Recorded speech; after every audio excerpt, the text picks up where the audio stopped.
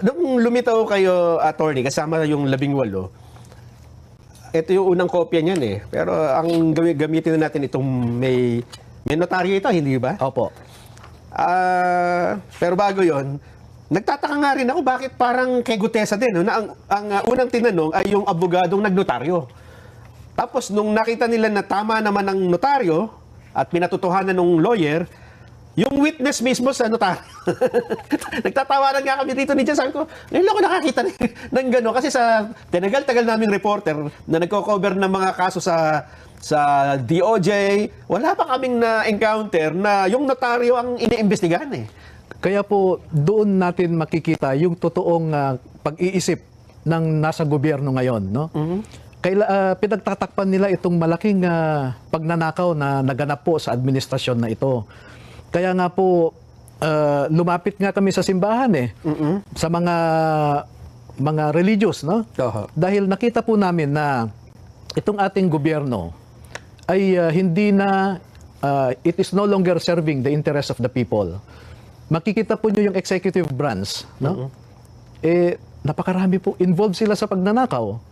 Yung iba't ibang departamento, katulad ng example ko, yung sa Department of Agriculture, nung 2024 po ay 8 billion pesos ang kanilang disallowance, no? Pag pumunta ka naman sa Kongreso, lahat po sila involved din sa, halos lahat, hindi, halos lahat ay involved din sa pagnanakaw.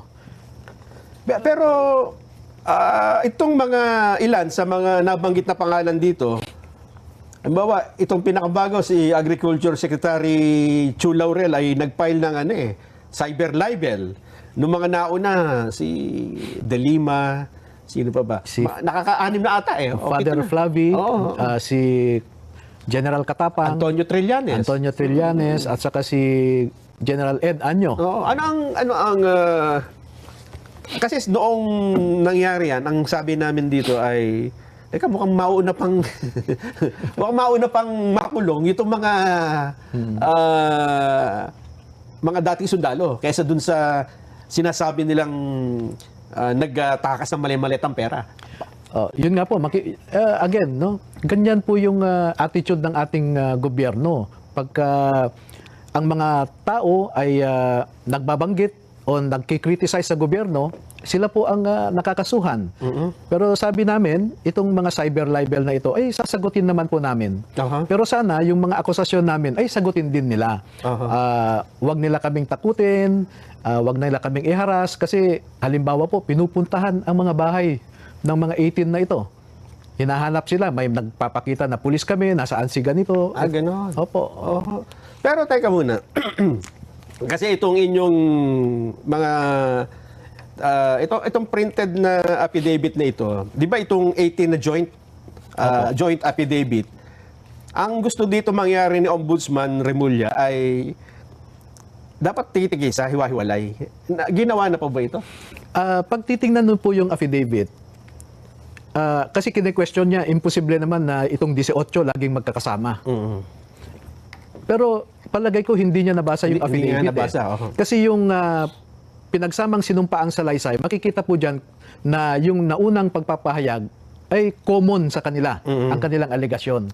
Pero pagdating po sa mga delivery sa ating mga mambabatas, katulad halimbawa ng isang senador dyan, ay binanggit naman po kami, si Tube, Voluntate, may pangalan kung po. Sino yung involved sa isang particular na sitwasyon. Opo, oo. At saka yung mga litrato po dyan ay sample lamang po yan. Kasi halimbawa may isa dyan na lumabas ang litrato sa loob ng bahay niya. Kung tinanong sana kami ng NBI o sa mambabatas na ito, ano ang katibayan nyo? So inilabas din po sana namin, ito yung litrato ng bahay, ito yung mga litrato ng mga sasakyan na nakaparada sa harap ng bahay. Pero wala pong ganung pagtatanong Para magkaroon kayo ng parang supplemental na patutunayan. Pero ito po, dahil aminado naman itong mga dating sundalo na nung dinideliver nila ito, hindi na naman nila alam kung saan galing Ang ibig sabihin na hindi naman nila alam na ito'y galing sa flood control o kung anumang project. So posible din na may mga picture dito, attorney, na nag-deliver sila ng pera na hindi naman talaga may kaugnayan sa pondo ng gobyerno. Maaring transaksyon lang ni Saldico sa isang negosyo niya. Parang gano'n, nakahalo.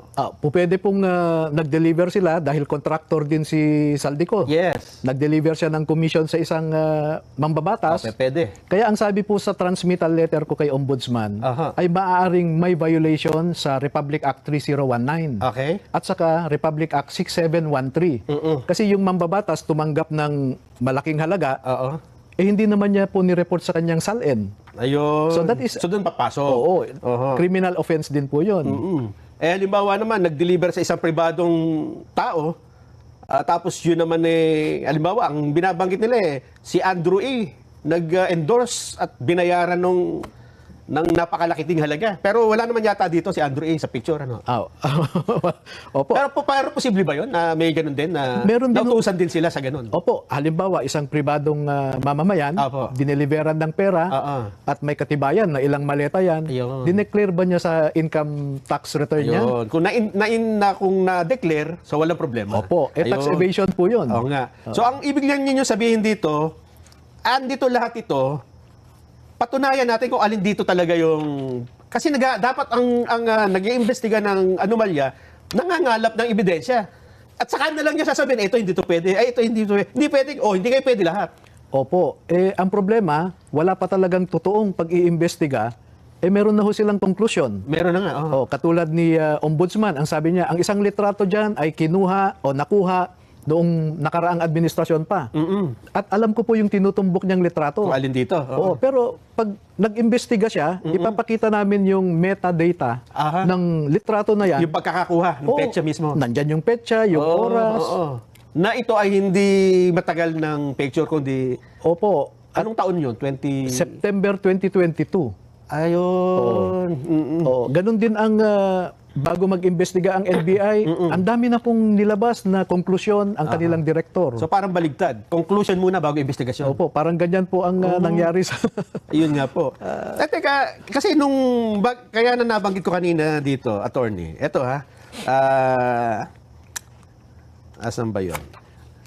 May napansin kasi ako rito na sabi ko, mukhang dapat talagang investigahan.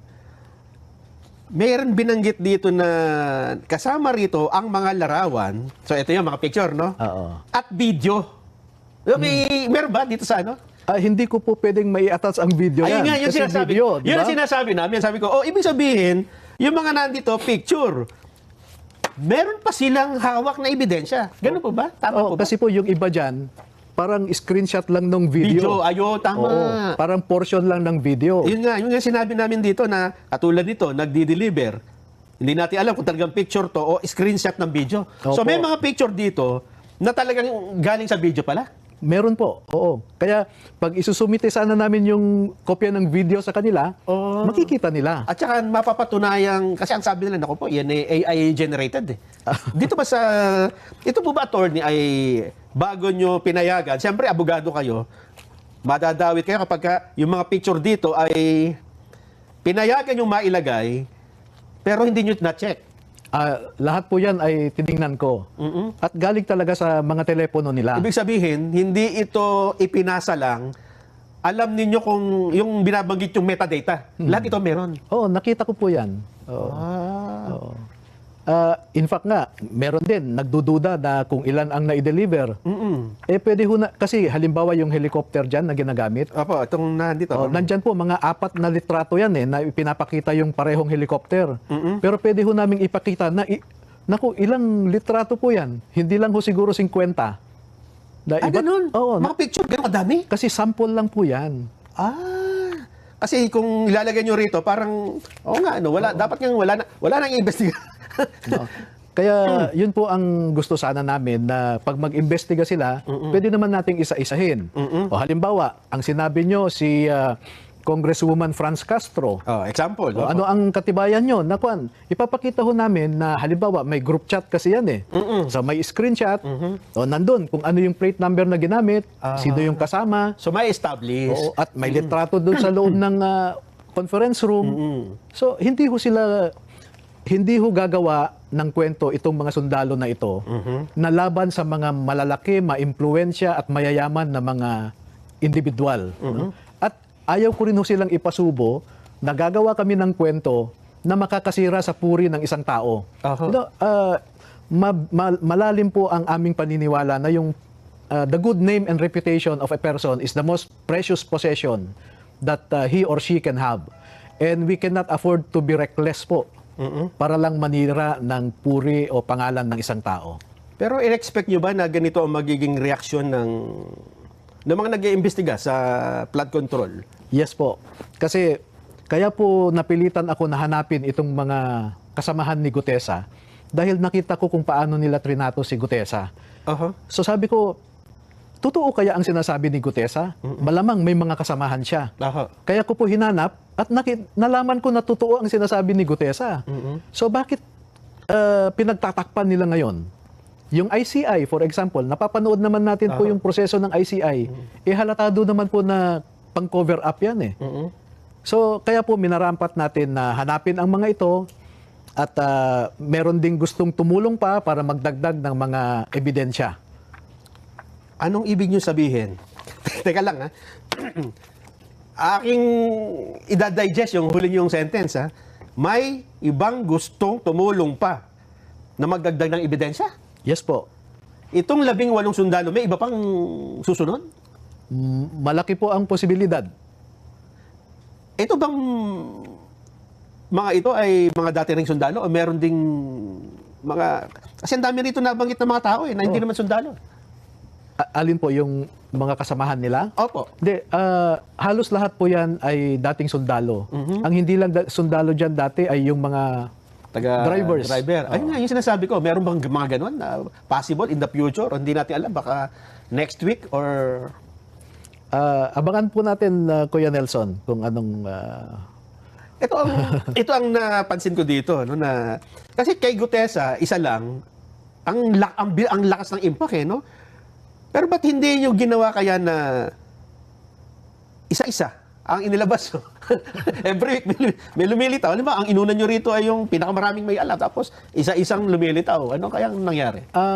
Wala ho kasi kaming iniisip na strategy o ano. But simple lang po ang sa amin, no?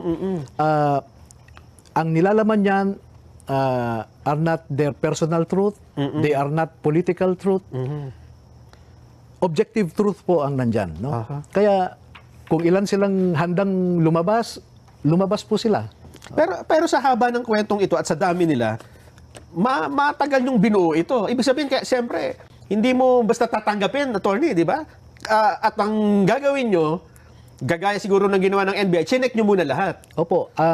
Una kaming nagkita-kita nung ilang kasamahan nila, October pa lang. Oo. So, usap kami, November hanggang December. Pagdating ng Christmas break, sabi ko sa kanila, pag-isipan nyong mabuti, kausapin nyo ang pamilya nyo. Kasi mahirap na lalabas kayo, pero hindi kayo nag-usap ng pamilya. So, ihanda nyo rin ang pamilya, sabi ko.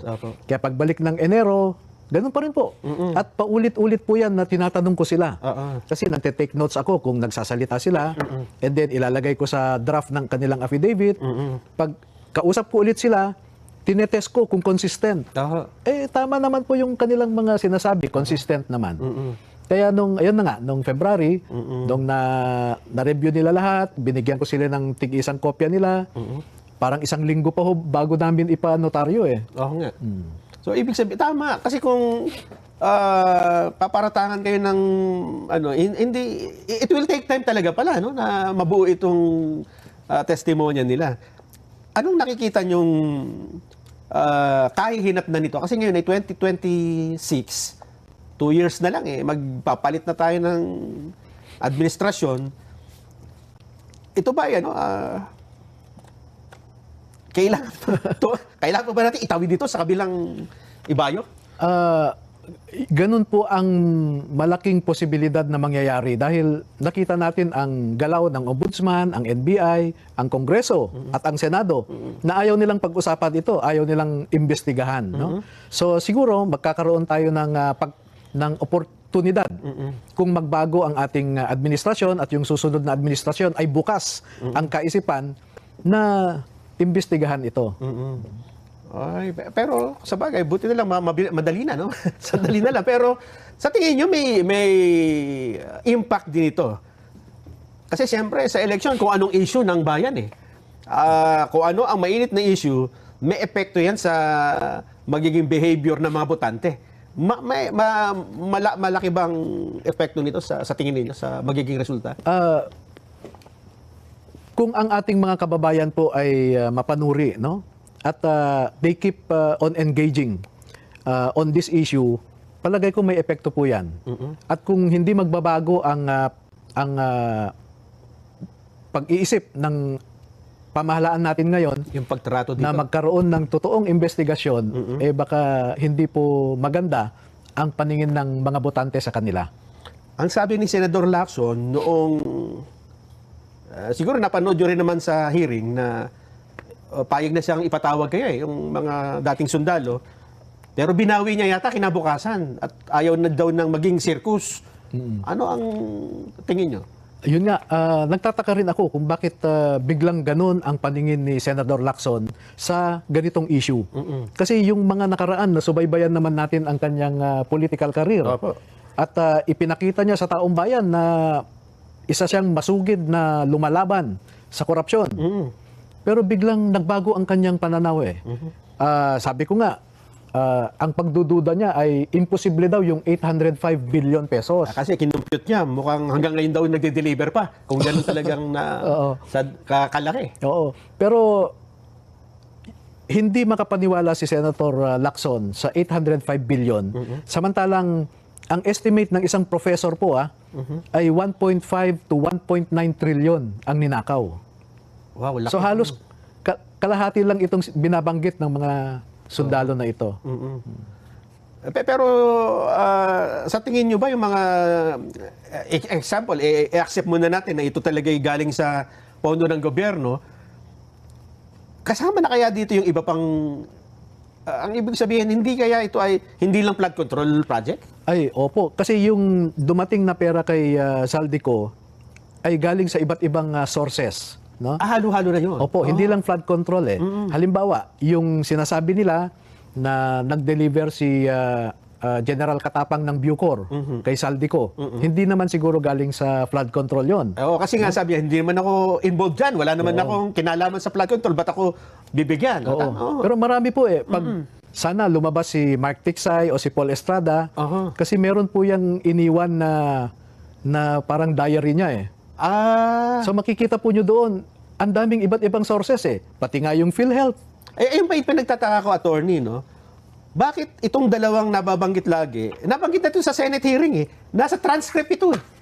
Yung Mark Tiksay at yung isa yung Paul Estrada, bakit kaya hindi ipinapatawag or hinahanap man lang? Exactly po, no? Wala akong narinig na sinampinahan, pero ang pagkakaalam ko ay nasa labas ng bansa sila. Oo. Pero kahit na, Ayun di ba? Ay, sa pinahan mo para makatulong sana sa pagpapaliwanag, pero wala pong ganong effort eh. At doon nakapaghinala. Oo, talaga naman, oo. Maraming salamat sa pagpunta nyo rito sa studio. At least nagkaroon tayo ng pagkakataon na linawin yung iba rito. Ito pala yung sample pa lang pala ito. Opo, meron kami kasing sinasabi sa practice na ultimate facts. No? Okay. Yung mainit na topic ngayon sa impeachment. Kasi yung ultimate facts, sabihin mo lang kung ano yung alegasyon mo. Para kung magkaroon ng investigasyon, saka mo ibigay yung mga ebidensya mo. Ayun, pagka nandun na. Opo. Oo, halimbawa yung binabanggit. Ito ako kung unang nakapansin doon na larawan at video. Sabi ko, teka muna. Hindi mo may ilalagay yung video dito. Exactly po. So meron talagang video. Yan ang sinasabi ko sa mga NBI na we are ready to comply with your subpoena to present digital evidence, mga litrato, etc. Pero hindi naman nila tinanong. Ayaw nilang hingin. Pero ito ba, attorney, siyempre, yung mga ebidensya na yan, digital, pwedeng mawala yan, mabura eh. Naka-ano ba ito? Naka-safe keep? Ibig sabihin ano man ang mangyari, ay meron ng kopya nito. Opo. Pwede namang ilagay sa cloud lang. Sa cloud, oo. Bigyan niyo akong password. Maraming salamat. Baka meron po kayong gustong sabihin pa sa ating mga kababayan, attorney. Opo, sa ating mga kababayan ay wala kaming intensyon. Walang intensyon itong 18 na dating mga sundalo na basta manira ng puri ng ninuman. Gusto lang nilang makiambag, sumali sa panawagan na kailangan ang korupsyon sa gobyerno ay matigil na or masawata na. wag nyo po silang siraan. No? Mag-focus tayo sa issue lamang. Sa ating gobyerno na ngayon ay ginagawa ang lahat na mag-conduct ng complete background investigation, katulad sa akin, handa naman po kaming magpa-imbestiga.